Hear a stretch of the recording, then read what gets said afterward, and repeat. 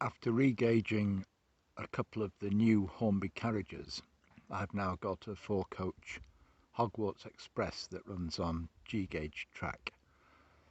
However, I would say that re-gauging is no mean task. There is a very useful and helpful blog, or I don't know if it's a Facebook page, anyway, little website that describes all that you have to do.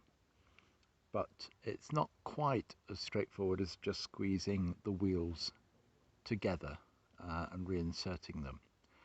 In fact, if you were to ask me to do it for you and pay me £25 an hour, it's going to cost you £100 to do a couple of coaches.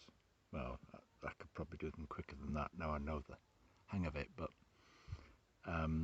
it's not a cheap option particularly. However, if your time is free, then and you've got the skills, and many modelers do, then it is definitely an option to allow you to get G-gauge stock at a reasonable price.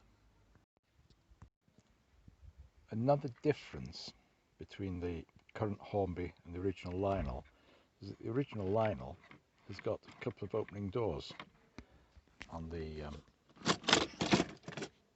first carriage and one on the second carriage. You can't see anything inside.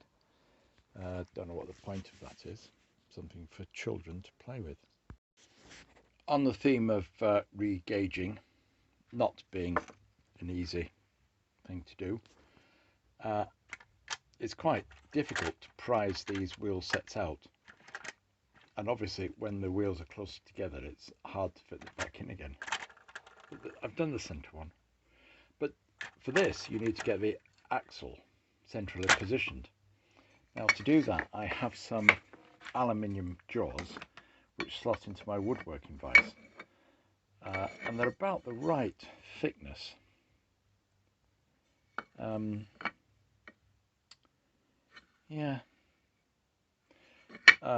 To move the wheels in and allow the axles to go, but you do need a piece of metal behind, because otherwise one axle will be rock solid and the other one will push its way into the wood, like that one has done there. So you need to have some steel or something that it won't go into behind. The gauging block that I have is actually a little bit thin or narrow.